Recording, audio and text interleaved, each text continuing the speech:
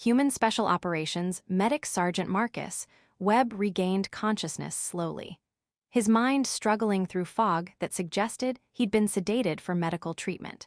The last thing he clearly remembered was the extraction operation going wrong, gunfire, explosions, and the desperate need to protect the civilians he'd been sent to evacuate. Everything after that was fragmented. Pain, movement, voices speaking in languages he couldn't quite process. As his awareness gradually sharpened, Marcus became conscious of two things. He was in a comfortable bed rather than a field hospital, and he wasn't alone. He opened his eyes carefully to find two figures sitting in chairs beside his bed, watching him with quiet attention.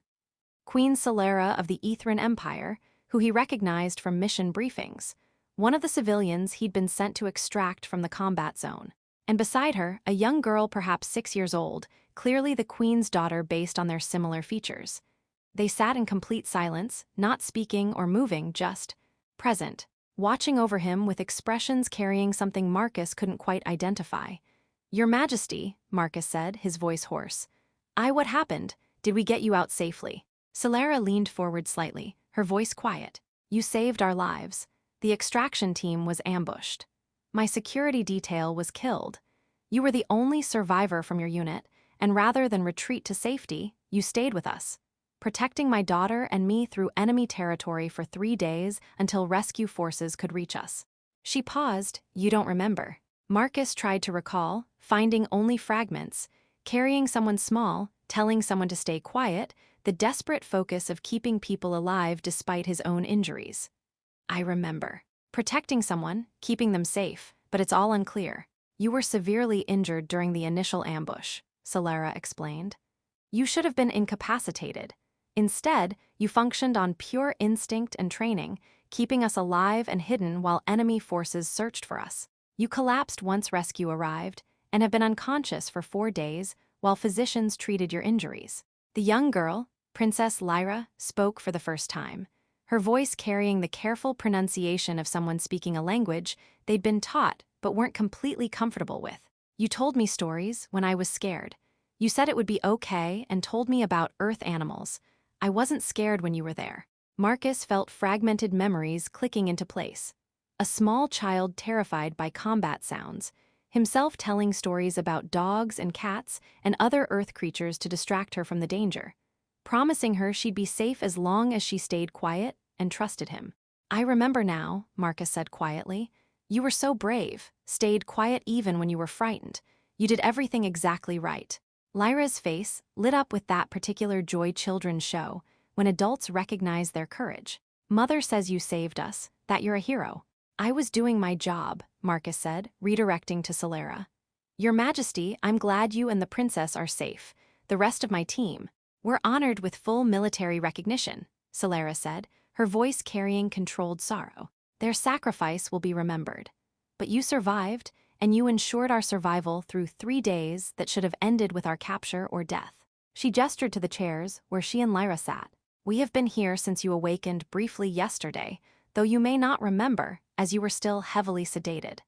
My daughter insisted we remain. She said you watched over us for 3 days, and we should watch over you in return." Marcus looked at Lyra, who nodded seriously. "You stayed with us when it was scary, we stay with you now." Solera's expression carried complexity Marcus was beginning to recognize. "Among my people, remaining at someone's side during vulnerable rest is considered profound declaration. It signifies acceptance beyond normal obligations, recognition of familial bonds rather than merely professional or political relationships." She paused. "My daughter has declared you family through her insistence on maintaining vigil, and I cannot disagree with her assessment. You protected us with your life when you had no obligation beyond professional duty. That character deserves recognition as something deeper than mere gratitude." Marcus tried to process what Solera was telling him while still recovering from sedation and injuries. "Your Majesty, I appreciate the recognition, but I was just doing what any soldier would do." "You were doing what few would do," Solera interrupted gently.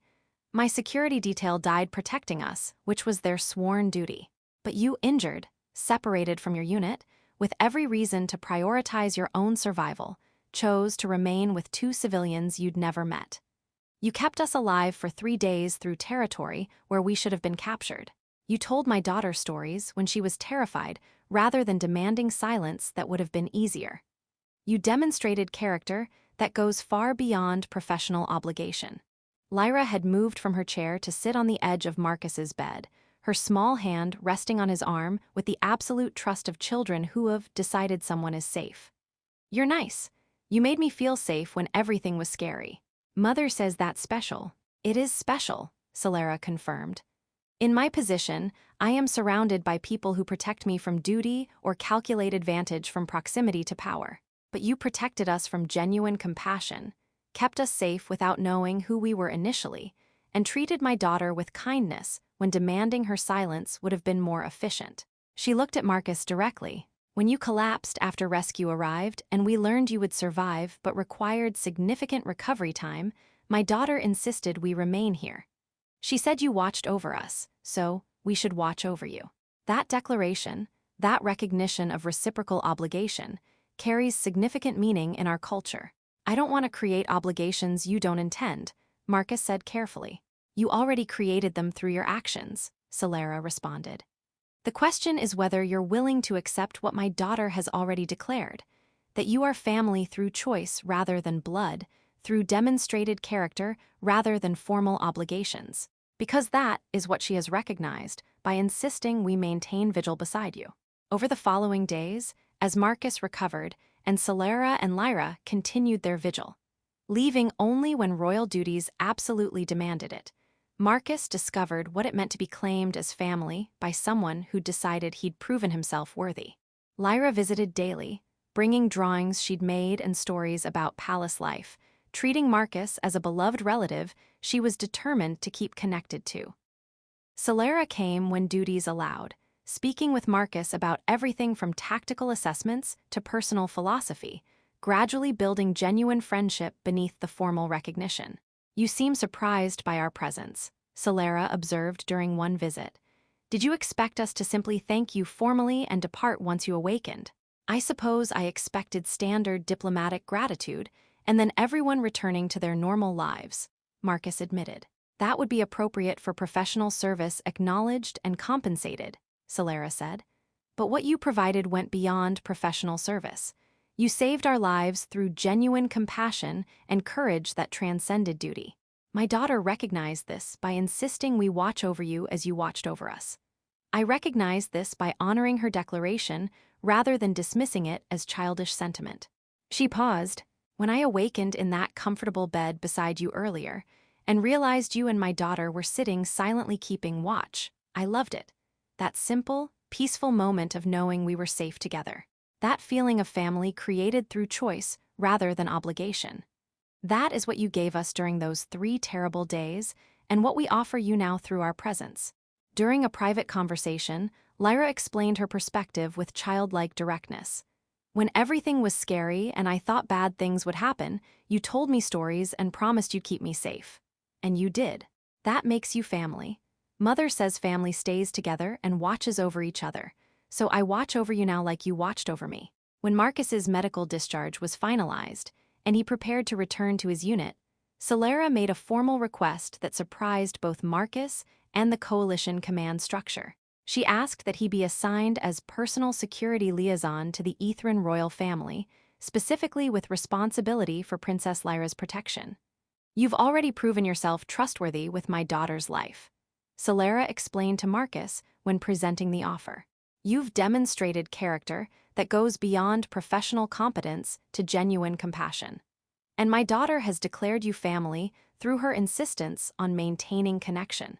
Accepting this position would formalize what she has already recognized, that you are someone we trust absolutely. She paused,